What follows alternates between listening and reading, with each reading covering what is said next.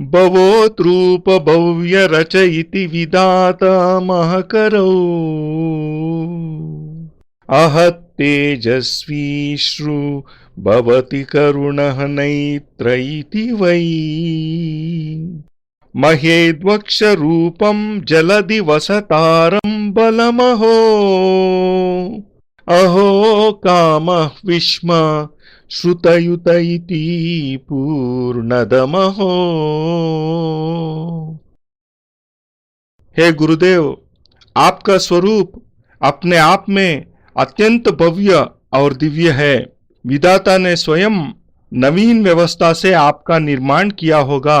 अत्यंत तेजस्वी और भव्य मुखमंडल, उस पर पैनी सतर्क और सूक्ष्म दृष्टि संपन्न नेत्रों में अथाह करुणा का सागर, होठों पर देवताओं को भी लजाने वाली मुस्कुराहट, भगवान विष्णु के पांचजन्य शंख की तरह ग्रीवा, उमड़ते हुए विशाल जलधि की तरह आपका भव्य और उन्नत वक्षस्थल, घुटनों को स्पर्श करते हुए हस्ती सुंड की तरह दो बलवान भुजाएं और देवताओं की तरह लंबा सौंदर्यशाली अद्भुत व्यक्तित्व, जिसमें बल इतना कि एक टोकर से पेड़ को जड़ से उखाड़ कर फेंक दे, हाथों में क्षमता इतनी कि दो व्याघ्रों को पीठ से पकड़कर हवा में उछाल दे, और साहस इतना कि जिसे सुनकर हिमालय भी दांतों तले उंगली दबा ले।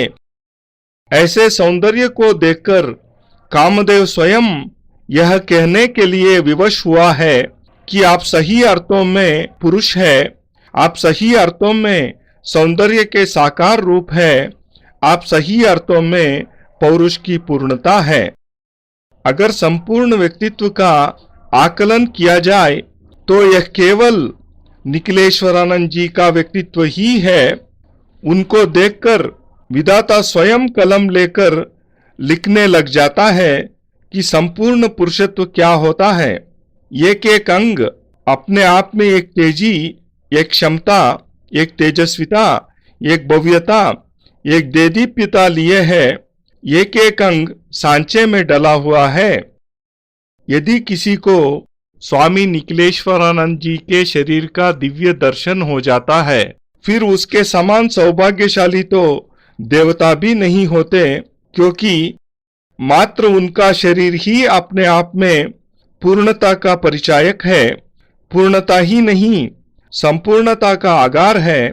और जब आपके शरीर को देखता हूँ तो मैं ही नहीं अपितु सैकड़ों साधक साधिकाएं और अप्सराएं टगी सी कड़ी रह जाती है।